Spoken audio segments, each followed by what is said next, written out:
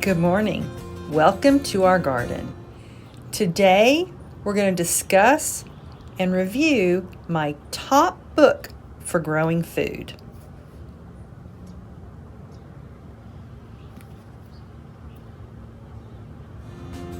Come on and help me.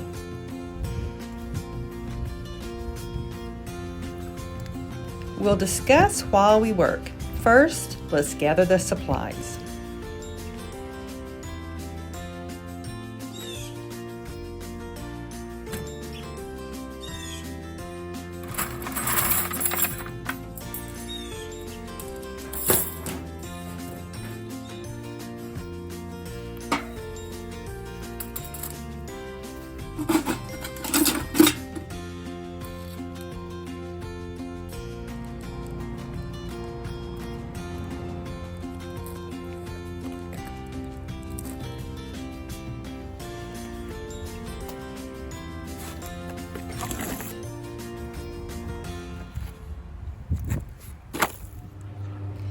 Now, why is it my top book? It is rich in information. It has everything. There's a good reason it's called an encyclopedia. I mean, it has everything.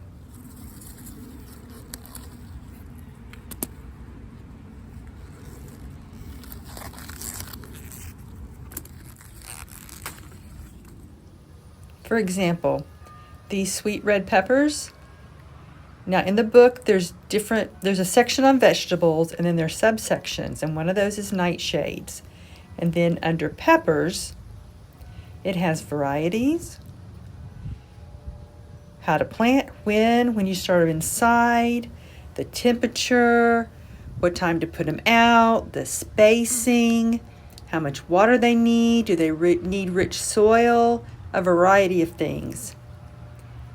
How to save the seeds, how to harvest, how to preserve them, and how to use them. I mean, it's all on 1 or 2 pages. And it includes recipes. Oh, and it's getting close to cold weather, and a lot of them are still green. Well, it tells you what to do to how best help them become red. You pull them up, turn them upside down, and leave them somewhere warm, and they'll turn red. Interesting.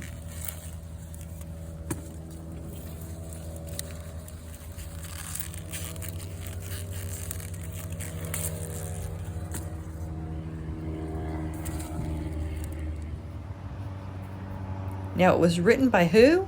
A woman named Carla Emery. She started way back in the 1960s.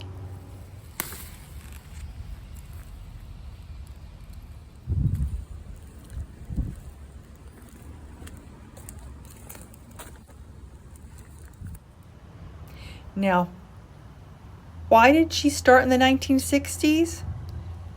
Because that was when we were having the Back to the Land movement. Young people were leaving the city, flocking to the country, wanting to grow their own food, but they didn't know what they were doing. Now, she lived rural, locally, and people started asking her, how do we do this?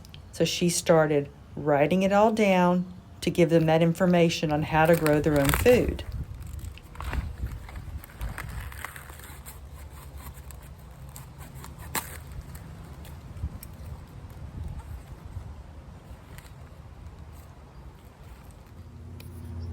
She was also eager to learn more from the old-timers. She wanted to know their old ways before that information was lost, so she did all these interviews.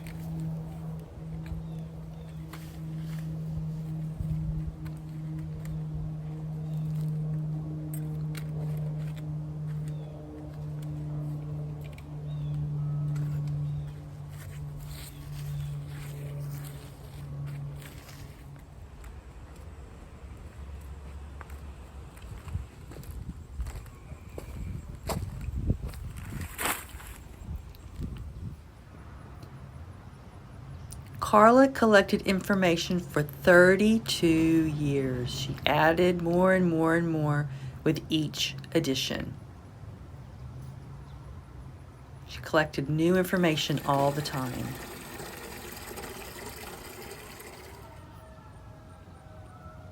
Information like water management, water saving, water purification, soil management. I mean, an endless list.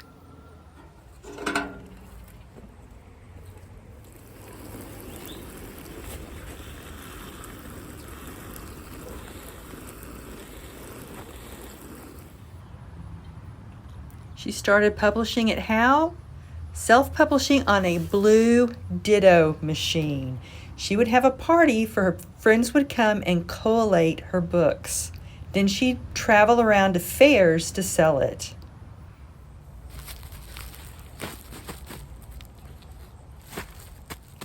The book also has a section about growing undercover. Later, when it gets cold, I'm going to cover this with fleece. Right now, this is just netting to protect from the bugs.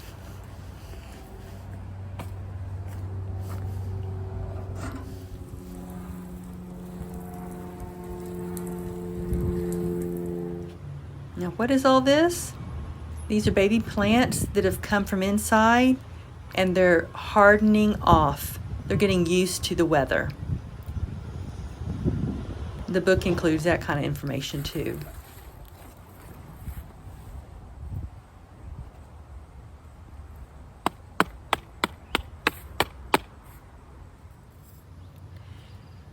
Carla's book encourages earth-friendly natural practices. For example, she encourages the no-dig method. Like, I lay down this cardboard every year. I don't till, but I lay down the cardboard and worms, they just help break down everything underneath and make rich, soft soil.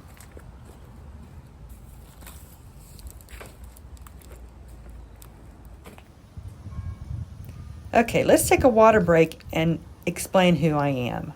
Now, I sign. And what's the reason? Because I'm deaf? No, I'm hearing. But my family and my friends are deaf. My husband's family is deaf. He's hard of hearing, but his first language is ASL. Our 5 adult grown children are deaf. Our friends are deaf, our community's deaf, my husband's work involves the deaf. I used to teach the deaf, young deaf children, specializing in babies through age 5 for 17 years. So I sign because open, direct, clear communication access is important. Let's explain this book more in depth. It's very thick. It's not full of colorful pictures. It's lots of words and simple drawings.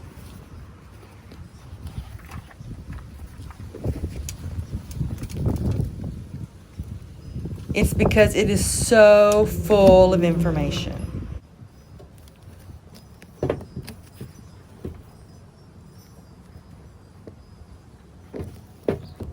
It has these easy to find tabs.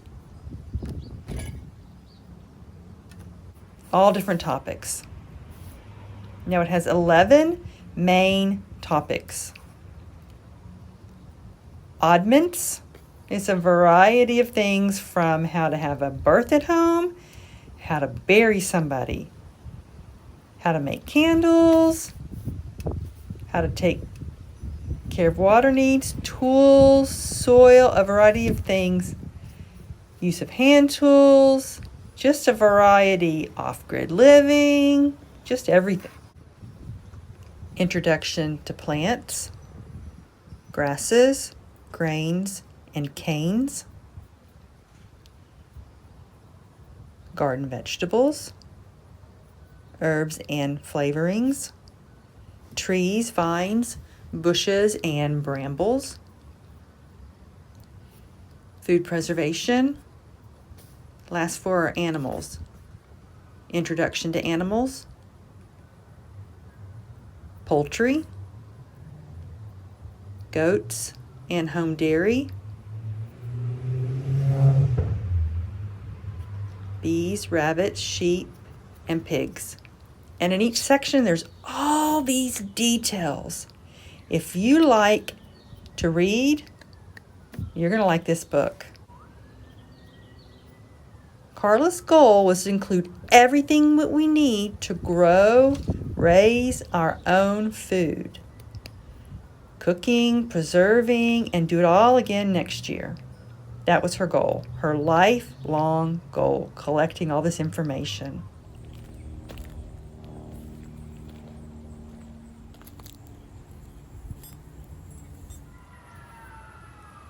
Now that covering was to protect these from the digging squirrels, these carrots.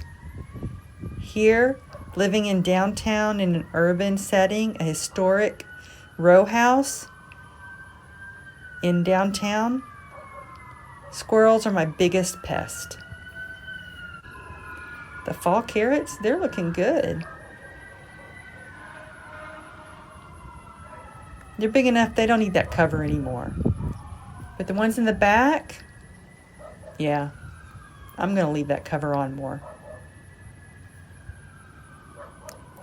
Now, this is a good example of the book. It explains how when cold weather hits, what do I do with these? Oh, well, I can just leave them in the ground. And as long as I don't have a really deep, deep freeze, I can leave them there in the cool, cold weather and they'll be fine. Now let me show you this.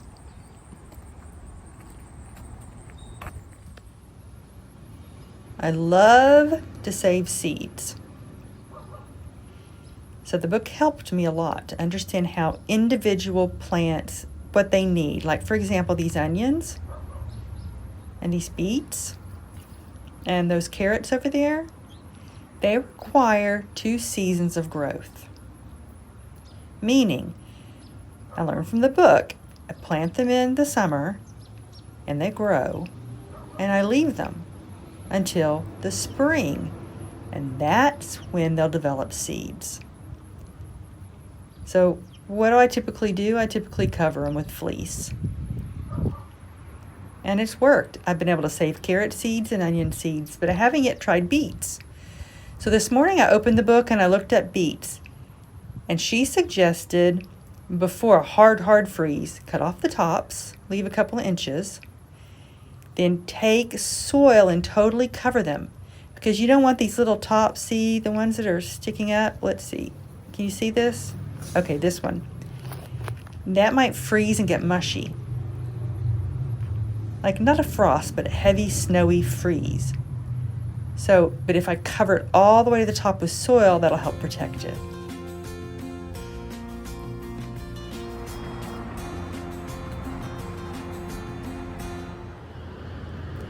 Now, did Carla require you have to follow the old ways, you have to live off grid? No.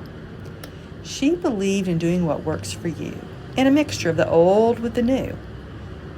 Do what you can. Now, for example, in the book, will you find anything about green stalk planters? No. They weren't even a thing yet. But she would support this idea.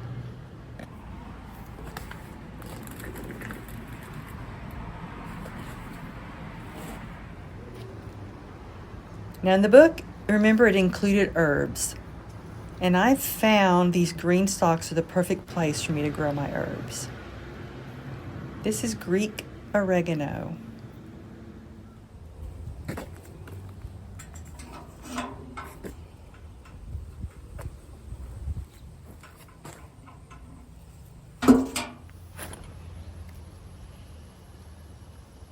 The book, the Encyclopedia of Country Living, also includes stories, memories, experiences. That's really nice. Suppose you like to nerd out on facts and information, details. This is the book for you. If you like stories, this is the book for you. Now, if you like truth, that's your priority. You want to know the real information, the real experience. This is a book for you too. Carla shares her experience of living off the land. She shares the good and the bad. She shares the happy times and, quite honestly, the heartbreaking times. She doesn't paint it through rose-colored glasses.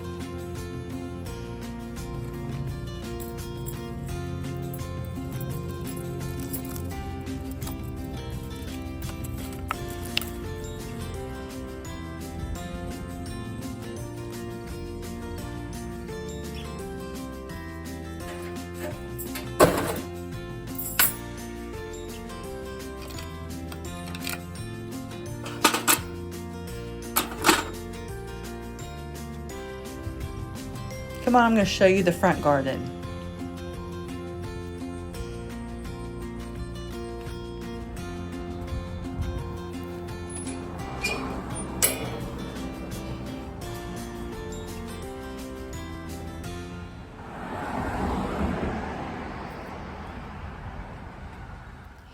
The front is mostly flowers. There is a little bit of okra, which is done, and some ginger, which I'm going to leave until the last minute.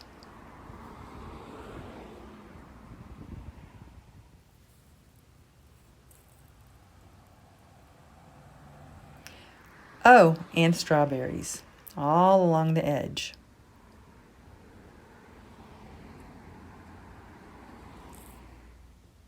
This area right here in the spring is going to be full of flowers from bulbs. They're going to start popping up in February, March, and April.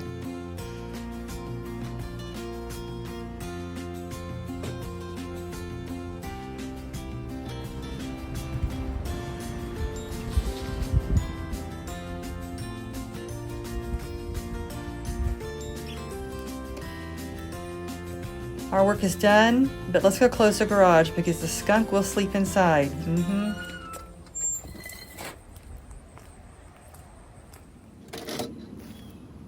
Okay, let's review this book in detail. It's very detailed, has lots of words, not many pictures.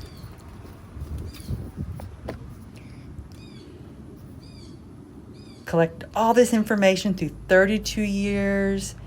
Asked a lot of people, wrote down their stories. Now, I haven't yet said that if a topic isn't covered in depth, she has lots of resources.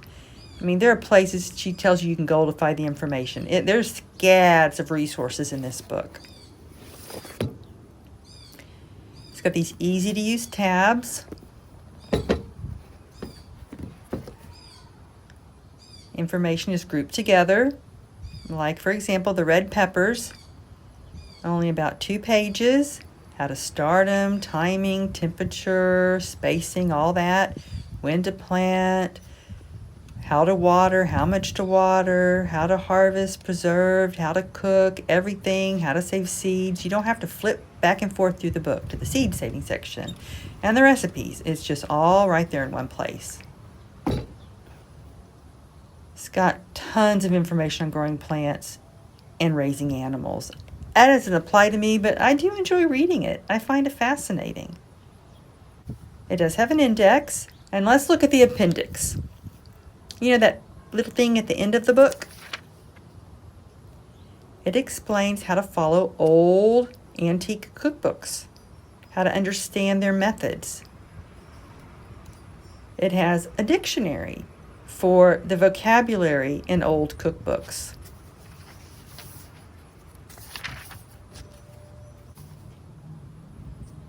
It explains how the book was developed and her life story. Has a successful completion checklist and a final exam. That's kind of fun. And then it has the index.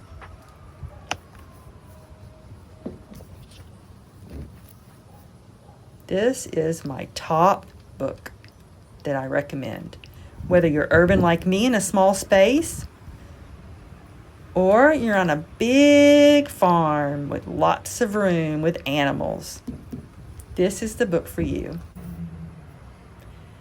Thank you so much, Jess, for inviting us to submit these reviews. Thank you. We appreciate your inspiration. My top book.